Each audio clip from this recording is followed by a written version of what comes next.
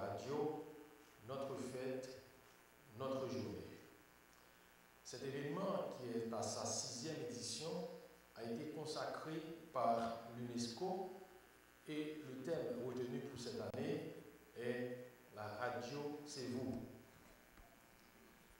La radio a connu son essor en Haïti depuis ces 30 dernières années.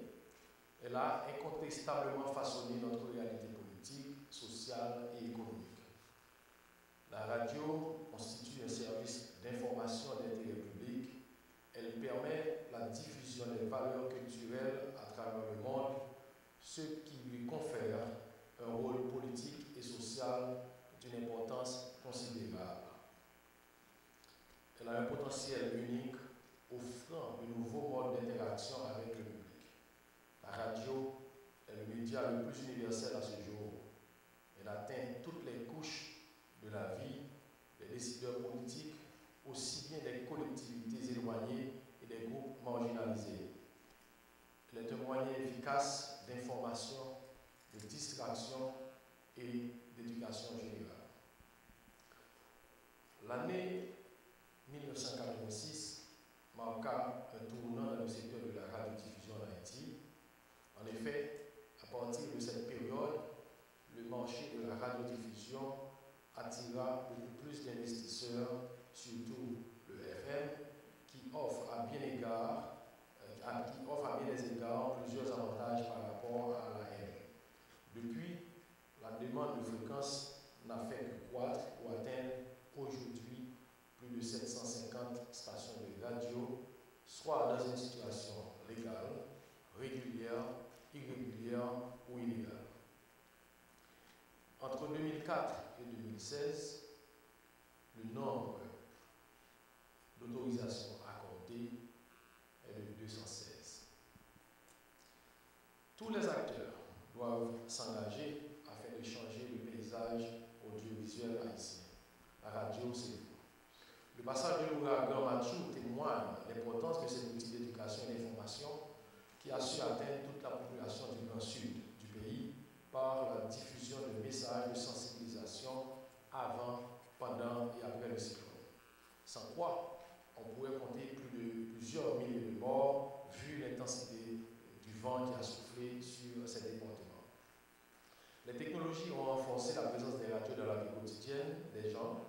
Les auditeurs écoutent, participent, informent de partout sur la planète. Il convient de promouvoir la participation de tous pour améliorer le travail qui doit être fait dans ce secteur en incluant le dynamisme des nouvelles stations de radio, mais aussi en reconnaissant les valeurs des plus anciennes. Alors, je voudrais conclure pour dire la remise des plaques d'honneur à la Radio Lumière, à la Radio Métropole, à Caraïbes FM et 4VRH témoigne de la persévérance et de la fidélité dans l'engagement de ces stations et aussi leur ancienneté dans ce secteur. À vous, propriétaires de médias, journalistes, présentateurs, personnel de la radio, je vous souhaite une excellente journée de la radio. Et l'un des meilleurs moyens de protéger la liberté de la presse et des médias, c'est de nous assurer que les radios servent de contrepoids. De plus en plus, je n'invente rien. À regarder autour de soi, on se rend compte qu'il y a une concentration extraordinaire des médias autour de groupes très limités. En réalité, si vous prenez l'AFP, il y a 4 grands médias qui dirigent la planète. Mais les informations sont produites par les radios. Donc il faudrait faire en sorte que la radio maintienne sa place dans la société de la communication. La radio reste un canal essentiel pour la communication. Elle est le média qui atteint le plus large public en Haïti comme à travers le monde. C'est le support pour l'avenir, s'adaptant et s'intégrant à toutes ces technologies.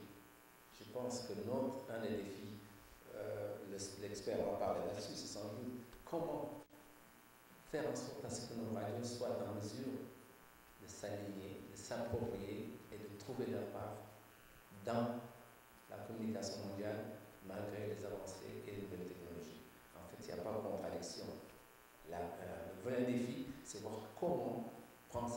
trouver la place adéquate à la radio dans les nouvelles technologies pour en faire un meilleur usage. La radio est particulièrement importante en période d'urgence et de catastrophe. M. DG a rappelé la situation quand on a eu l'ouragan Mathieu. On a bien vu que même les téléphones mobiles étaient hors d'usage. Les télévisions, n'en parlons pas. Par contre, la radio, on pouvait fonctionner.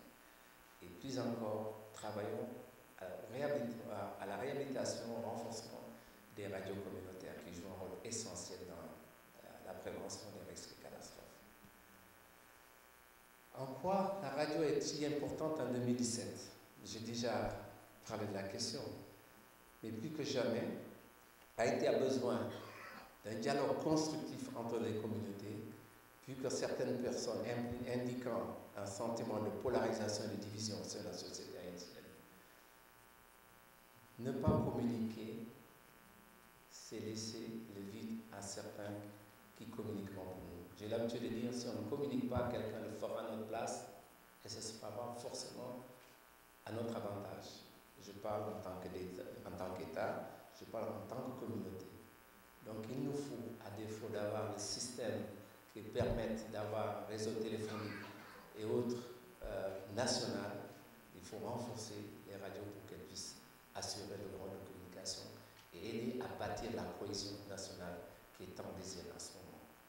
Je saisis cette occasion pour féliciter Haïti en disant qu'on a, je revendique ma part d'haïtien, je suis désolé, mais je la revendique haut et fort, qu'on a réussi à franchir un cap avec ces élections. On a prouvé à la communauté internationale qu'on était capable d'organiser les choses par nous et pour nous.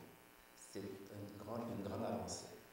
Et il faut continuer à communiquer à travers les différents médias, dont la radio, pour que la population continue à s'approprier le processus démocratique et politique pour qu'on puisse avancer. Derrière, c'est l'enjeu du développement. Pour les nouvelles technologies de l'information, c'est là que nous sommes arrivés aujourd'hui. Parce que faire un rappel sur vraiment l'histoire de la radio, ça prendrait beaucoup de temps. Je veux vous référer, pour ceux qui s'y intéressent, à un manuscrit écrit par le pasteur Daniel Hart de Radio Lumière. Je pense que c'est le seul recueil vraiment manuscrit qu'il nous a laissé, qui retrace en long et en large l'époque de l'histoire de la radiodiffusion en Haïti depuis 1926 jusqu'à le départ des Duvalier en 86, si je ne me trompe. Donc vraiment c'est un travail formidable que je salue aujourd'hui. Et je suis sûr que le représentant de Radio Lumière qui est là ce matin aura l'occasion d'en parler. Aujourd'hui, pour revenir aux technologies, les nouvelles technologies c'est bien, mais ça nous pose un problème. Comment s'adapter et survivre avec cette multitude de stations de radio? Aujourd'hui, si M. Altema ici présent décidait d'utiliser 2 kilocycles de différence, on serait facilement arrivé à 80 stations de radio, rien qu'à Port-au-Prince. Donc vous vous imaginez avec le petit gâteau qui représente le gâteau qu'on va se séparer avec 80 stations de radio, ça devient très difficile. Ajoutez à cela, bientôt je suis sûr que nous allons recevoir des voitures que nous allons acheter de l'étranger qui auront déjà le DAB, qui auront des stations que nous recevons par satellite. Donc imaginez, 80 stations locales, plus une centaine de radios par satellite, c'est rien que dans votre voiture. Comment est-ce que nous, en tant que broadcasters, d'hommes de radio, allons-nous nous tirer de tout cela? Donc voilà, c'est vraiment l'enjeu des hommes de radio. Comment être compétitif sur le marché global, mondial, parce que nous devons quand même faire de la compétition aux stations de radio qui sont les plus grandes, qui sont sur le net comme nous. Qui plus est aujourd'hui, ce qui complique les choses, c'est que vous pouvez créer votre propre radio. Je ne sais pas si vous avez entendu parler de Pandora. Pandora, c'est un programme, vous y accédez. On vous demande quels sont les artistes que vous préférez. Vous donnez une liste et maintenant, il y a un programme qui va chercher des artistes similaires à tous les artistes que vous aimez. Ils vont vous faire une playlist et là, vous avez votre radio sur votre téléphone. Donc là encore, une compétition énorme pour nous. Donc vous voyez que de 1906 à aujourd'hui, nous avons franchi des étapes excessivement importantes, nous avons fait des pas de géant. Et comment tirer profit de toutes ces nouvelles données? Je pense que c'est ça la grande question. Et ceux qui auront la réponse, probablement, pourront briller au soleil. Mais je dis une chose. La lumière, pratiquement, a fait sa demande et il n'y avait pas de Conatel à ce moment-là, mais a fait sa demande et à l'instance régulatrice et de la radio en 1945 et ça a été, le permis lui a été donné par le président Lescaut à ce moment-là. Mais les missionnaires avec qui il travaillait là-bas au Caire à cette lumière n'étaient pas d'accord avec son projet de radio, parce que c'est une mission protestante. La radio, c'est en guillemets moderne, donc on ne voulait pas de radio. Donc, au contraire, on l'a transféré en Guadeloupe et il est revenu en 1958 en Haïti. Et c'est cette année-là qu'il a obtenu sa licence pour la radio-lumière. Ainsi, la radio-lumière est née pratiquement le 20 février 1959. Donc ça veut dire lundi, c'est le 58e anniversaire de la radio-lumière. Je veux tout simplement, pendant ces 2 minutes, David Hart, missionnaire américain à la mission évangélique baptiste du sud d'Haïti, MEBSH, au Caire, lançait l'idée de la fondation d'une station de radiodiffusion évangélique au Caire. Il n'est pas compris de ses compagnons missionnaires, encore moins de ses frères haïtiens. Il se a taxé pratiquement de dérangé mental. Comment un pasteur peut parler de station de radio? Ce n'était pas évangélique en quelque sorte, l'idée.